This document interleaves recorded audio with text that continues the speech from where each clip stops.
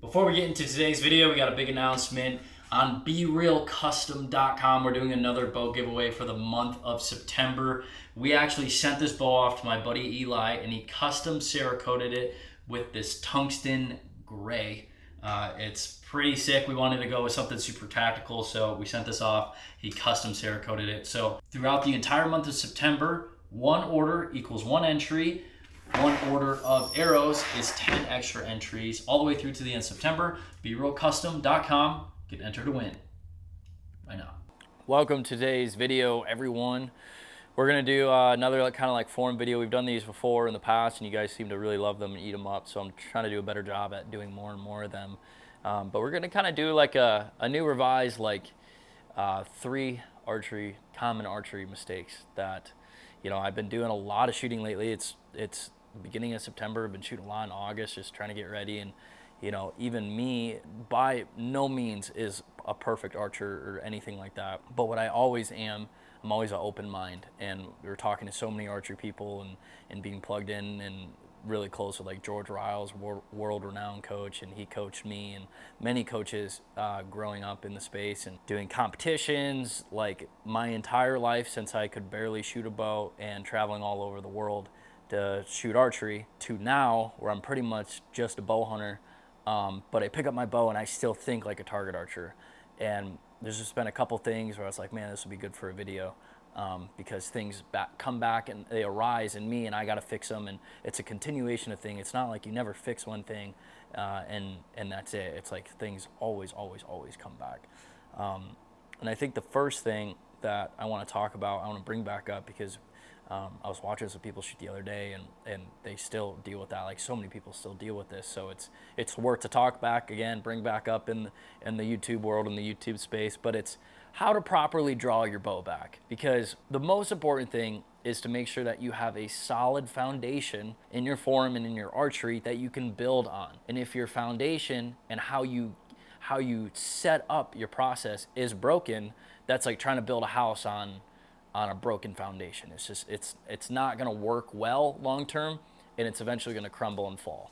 So there's a lot of things with that. And I mean, when we talk about archery form and stuff, archery is a never ending rabbit hole of things to do. If it's technical, if it's psychological, if it's you know, your muscles, fundamentals, and stuff like that. It's just never ending. So I really want to do a better job with these videos. I really would love to maybe even bring in like a George Riles or someone else to offer these videos to you guys more, because I'm always learning, everyone's always learning, but information is always the #1 thing to help learn. So how to properly draw your bow back. Like I said, I did a video a long time ago. You guys ate it up, but I think we need to resurface it back in case you guys haven't seen that.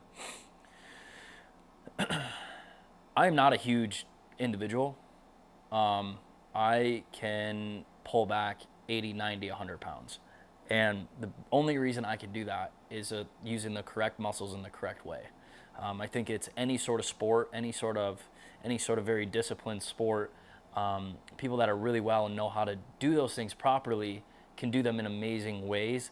And same thing goes with the bow. I mean, if you hand a giant bodybuilder an 80-pound bow and say, pull it back, there's a really good chance that he cannot pull that bow back just because he doesn't know how to properly do it. You know, so many times or situations, you get a buddy that wants to try out archery and he's some big jack dude, and he goes to pull a bow back in your backyard and he can't. Like, he just doesn't know how to. So the problem is people will figure out how to pull that bow back in their own way and stick with it and not necessarily move to the correct way to pull it back. What I'm going to do is I'm just going to go through some ways that it's like, hey, like, this is incorrect, this isn't the right way. So the #1 way that I always see people drawing back is the classic bow way up in the air and you pull downward. So it looks something like this, just like that. And I don't even know if I could get that pulled back by doing it the wrong way like that. That was actually pretty hard, and my shoulder popped when I did that. And that's essentially what it's doing, is when you're sticking this way up in the air and you're pulling your bow down like this, it's like my bicep is super tense right now. I'm feeling a ton of pressure on my upper shoulder, and then my back shoulder is so exposed. There's so much force getting bumped up in here. And even though if you can get it pulled back by doing something like this, once you are back, here,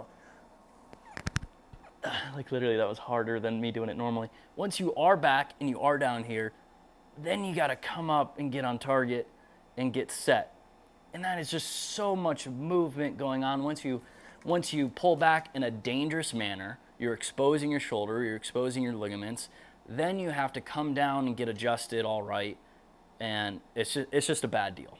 So that's number one. Number two is what I see people trying to do, which is, I will say with an asterisk, it's okay to do with some lower poundage if you know you're running like if I were running 50 or 60 pounds when I normally shoot 80 pounds, doing this wouldn't be as big of a deal. But people that try so hard to keep their bow perfectly flat, and they struggle and they try to keep their pins on the target and they pull all the way back and then they're there. You're using no leverage, you're really stressing your muscles, you really got to bump down your poundage if it's something you do. Like I've heard guys saying that, like you want to make sure for lack of movement in the stand, which again is true, and you got to really bump down your poundage if you're going to do this. But it's like you got to point right at the buck and pull back right at the buck, and you don't want any movement. But as far as a physical, dangerous aspect, it's definitely exposing your ligaments and all sorts of jazz. So those are kind of the two main things where it's like, if you go up to a local shop and you just kind of like watch some people shoot, it's either they're like really reaming down, drawing back and like this, or they're trying to like so carefully put their pins on the target and pull straight back. So the correct way, and I'll kind of start by explaining it, the correct way uses leverage. Not necessarily muscles, but leverage, and all of your bones are aligned and everything works as a one full system to get the bow back. So this is, I always reference George Riles because he taught me, and just how education works. No one comes up with this stuff unless you're, who's the dude that invented gravity or whatever, the apple fell out of a tree. Newton? Ted Nugent? Something like that. But it's like all this stuff is regurgitated. It's just who says it to who understands it better, who digests it better, and then who explains it in a different way. So this is not like I'm reinventing the wheel here. I'm just explaining it from what my coaches have told me. So essentially what we're going to do is we're going to lift, instead of being here or low or whatever, we're actually going to lift our hands. It's all about our hands up above, about at eye level. So we're going to have arms straight. We're going to have our arms in a very parallel manner. Our hands are about at eye level, and our elbows are up in the air. It's important that our elbow is up, our elbow's not down, we're not exposing our shoulder. Our elbow's up in the air, and our back shoulder, and this is kind of a layer deeper that we can get into after I explain a little bit more. Back shoulders are low. Your shoulders are low and tight. So that's step one. We got our like pre-draw phase, which we're hooked up, we look at the target, and we lift our hands just above our eyes, and we're slightly leaning forward. We're in it, we're ready. We feel the tension is like just starting to go. Now what we're going to do is we are essentially going to open up our chest and leverage using our back muscles, and we're going to open up to draw back. We're not just struggling pulling it back. We are using leverage. We're leaning forward a little bit. We have this closed triangle, and we're going to open and leverage backwards. And when you pull and you draw back and you hit your back wall, your pin should be nearly on the target. You should be nearly in your anchor point, and all you got to do is look through the peep and you're good to go. So I'll kind of run through that right now. Forward, back, draw back, and my pins are on the target, and all I have to do is anchor and shoot. Punch the crap out of that, but I want to do it fast. This is like 80 pounds. This might even be like 82 pounds, and I'm not a big guy by any means, but the fundamentals are there, which makes it very easy for me to shoot it. So I'll do it again. I kind of do it at normal speed now that I explained it. So hands up, pull back, nearly at my anchor, pins on the target, drop in, shoot, punch the crap out of it. Don't punch the crap out of your release. So it's very important. It's very important that you do those fundamentals. I'll show some bad examples again. So it's like if you come, oh dude, I can't even get that back. Ow. I'm not even gonna do that because I'm scared. But essentially if you come back down like that, or if you're like so hard trying to keep the bow flat and you're into it, it's just you're stressing muscles that aren't supposed to be stressed. You're putting stress on your shoulders, putting stress on your ligaments. If you use leverage, you use some, big muscles to pull the bow back, you can really pull back a lot of poundage. I'm not recommending that you pull back a lot of poundage, but it's definitely going to make your bow a lot easier. I know we kind of went through this whole program with Caitlin because she was the low drawer, and then you come in And we had to, at first, drop her poundage until she learned muscle memory how to draw back, and then we slowly regained her poundage, and now she's shooting like 51, 52 pounds, when before she was shooting like 45 some pounds, and it was hard, but now it's easy because at 52 pounds because she has her fundamentals down. So it's really important. I think that's got drawing back pretty covered. I want to kind of go in a completely different direction. We're talking about fundamentals, but now I'm going to talk about some equipment, and because I had a couple people asking about it, and it's like, man, you know, it is such a thing that if you don't know, you don't know, and if you do know, sometimes it's confusing to know what to do. But stabilizers, we've talked about stabilizers before, some pros and cons, some truths and some lies, or some, you know, thinking it's one way or not the other. But stabilizers, and again, a lot of this comes from my target background. Target archery was my life for like 10 years of my life growing up, through college, and then on the professional, you know, short-term circuit for a short amount of time. And all this knowledge kind of comes from those days. It's not really comes straight from bow hunting, but it all gets transferred into bow hunting to some degree or to some level. So stabilizers, the point of stabilizers is to hold the bow in the same point of space during the shot and after the shot. So if this bow, boom, it fires, whatever can keep this bow, this riser, in the same spot in space the best as a stabilizer is doing its best job. So something very stiff, something very light that can have this weight be as impactful on the bow as possible. So let me try to explain this. If this was super heavy, this bar was so heavy, and it's like most of the weight was kind of just like all in it, you know, it's a super heavy, thick rod, and because of that, you could only put like 1 or 2 ounces on before it just becomes too heavy. Well, now it's just the vibration and the inertia and everything is just throughout the entire rod. So when you shoot, your bow is going to be just, all the energy is going to be transferred all through the bow. However, on a light stabilizer, something like these Bridge Lock that are very light aluminum, machined out very much to make it very stiff, but also very light. This is just holding the weight in the same spot, which then creates the bow staying in the same spot in space after the shot. Boom, the bow stays there, and everything is absorbed in this end dampener. So the dampener is also a thing to keep the bow in the same spot. Stabilizers have to be stiff and they have to be light, or they are not doing their job. Plain as day. There's many good stabilizers out on the market, but in order to do the job of actually being more accurate, holding the bow in the same spot in space after the shot, stiff and light. Now, the other aspect of why stabilizers are good is just to hold steadier. To hold steadier and to aim better, and essentially to shoot better, because you can hold the pin in the middle longer and steadier and better. And a lot of that can be achieved many sorts of different ways. You can have long stabilizers, short stabilizers, more weight, less weight, and it really comes down to personal preference. Now, on a front bar, you're essentially, you know, this is a 12-inch bar. I chose a 12-inch bar because it's a good length where you start being super reactive to the weight that you put out in the front, but it's not like a 15 or a 20-inch bar that isn't really practical and really gets in the way for a lot of hunting situations. So it's not that. And it's not an 8-inch bar. You know, an 8-inch bar, you really don't get a ton of reaction out of the weight that you put out there, as in what it feels like aiming and stuff like that. So we have a 12-inch bar, and I have a little bit of weight out there. So that will slow down the float of my pin. So it's going to make me more relaxed, you know, seemingly more relaxed, and be able for me to aim better, and it's not like a little buzzy thing. But in return, you don't want too much weight to where you're struggling and it's too heavy and you're swaying super slow, but you're super slow and wide. You never want to get super slow and wide. That's typically when you know you have too much weight on your bow altogether. Okay, a lot of information, but now the back bar. Back bar for super, you know, simple, like, you know, oh, we add weight on the left-hand side to offset the weight of a quiver. Yes, you're not wrong. That is a reason that you might want to choose a back bar, is to offset the weight in the front and then the weight on the side of the bow. I will say, and we've made a video on this before, but I'm just going to reiterate it now, stabilizers on a target archery aspect are meant to create bias in your aiming so that you hold steadier. So I've seen these jigs before where it's like a jig that latches on the side of the table.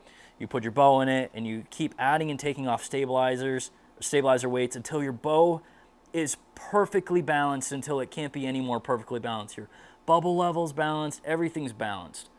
Well, what's the easiest thing in the world to knock over or to get out of place or out of being balanced? Is something completely balanced, standing on one tippy toe, waiting for any little variable to come its way to get knocked out of course.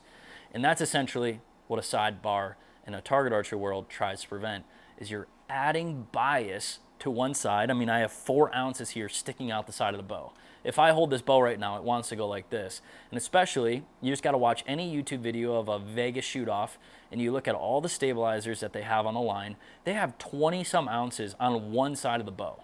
They are not offsetting that weight because of a stabilizer or because of one little sight that's just barely bumped off. You pick up one of their bows, and it's like, whoa, way on one side, way on the other. Some people, of course, personal opinion, personal preference, have it more balanced. But overall, a sidebar is meant for bias to create better balance and better aiming. So when you're at full draw, and let's say you were perfectly balanced like this, well, you just created a bunch of bias this way. So now you gotta use muscles in your forearm and bring your sight back to level. When you bring your sight back to level, now you're using bias to hold steady. It's like, I'm trying to make an example here, but it's like, imagine standing on one foot and Andrew came over here and pushed me. It's like, whoa, I'm gonna fall backwards just like that. However, if I'm leaning against this table like this, and then he pushes me, I'm gonna have bias against something to help me stay steady and to stay grounded. So same sort of thing applies here. If you have bias to get the bubble in the center every single time, you got it down, you got muscle memory down, you got bias, you bring it in, you just become routine to it, but you're creating this consistent feeling and this consistent way that the bow is. And then when any sort of wind or any sort of whatever comes into play, you have that bias to kind of help stand against that. So I'm against a perfectly balanced bow in a sense of like, it's perfectly balanced in that little jig and you can't move it one way or another. It's like, that's the worst way to be extremely accurate in the most forgiving way, because then you're affected by every little variable. Let's say you're shooting uphill, downhill, or a little wind, or you're just off a little bit. It's not the best way, in my opinion, and a lot of target archers' opinion. So back bars, let's back up. Stabilizers, the whole inertia thing, the whole aiming thing, what makes a good bar, what makes a bad bar, and then a side stabilizer. Yes, sure, offset some of the stabilizer weight, but also adding some of that bias. So a lot there in stabilizers, mainly explaining my philosophy on it, but this is kind of what I like to run. Sidebar, a little bit of weight, front bar, a little bit of weight. 10-inch or a 12-inch and a 10-inch on my hunting stabilizers has done me really, really well over the years. You can be really reactive to a little bit of weight. If you just add like 1 ounce, you can feel it. Add 1 ounce on the front, you can for sure feel it. So at the end of the day, stabilizers are personal preference. You have to get them, you have to try them out, move them all around. However, this gets to my next one. So third thing. So first thing, how to properly draw your bow. Second thing is stabilizers. What the heck are they? Third thing is, don't let equipment dictate how you shoot, and shooting your bow is the most important thing that you can do to shoot better. No equipment, no nothing is going to fix you. If you pick up your bow and shoot 20 times a year, equipment is not going to fix you. The number one thing that's going to fix you is you getting out and shooting your bow. So what I will say is, you mess around with all this equipment, you do all this thing. Most important thing is your fundamentals of form and getting out and shooting your bow. So once you mess around with stabilizers for a little bit, stick with it. Stick with something for a while and really get used to it, learn it, fine tune it, get the muscle memory, and then tweak. You can't be changing things all the time. You need your body to have time to get used to things, to perfect things, and then change. You don't want to be changing stuff every week or every time you shoot, because you're just going to be chasing your tail the entire time. Same goes for releases. You make it hotter, you make it colder, you make it longer, or whatever else, or the hinge, click, no click. You're just chasing your tail all around. Most of the hinges that I set up once and I never touch them again. I just learn how to shoot it, because your body is easier manipulated than sometimes a mechanical thing. Because a mechanical thing, you're chasing all around, back and forth, this, that, it's hot or it's cold or whatever. But if you mess around with it, but then leave it, let your body get used to it, let you get used to it, and then fine tune as you go, it's way better. So tip number 3 is like, get out and just shoot your bow. Shoot your bow every day. get used to it, get better. You know, we talk about all this tuning and broadhead tuning and fine tuning and all this jazz. Well, I hate to say it, but if all you did was go out and shoot your bow instead of worrying about all this other stuff, you probably would be a way better shot than the little bit of micro tuning that you did. And that's just the plain facts. I think that a lot of people get stuck in the weeds about these things, get caught up about these things, stress about these things. And I know confidence is everything, but I would rather have a slightly untuned bow, but I'm shooting really well and know where I'm going to hit, than a perfectly tuned bow, but I can't hit the broadside of the barn. It's all about ebbs and flows and balances, but wanted to jump on. Those are 3 fun archery mistakes or tips, or whatever you want to call them. And I will try to do more of these videos. It's kind of like as I'm shooting, I think about these things until we get 2 or 3 lined up, and then it's like, all right, let's rip out a video real quick. So hope you guys enjoyed this. We will catch you guys in the next one.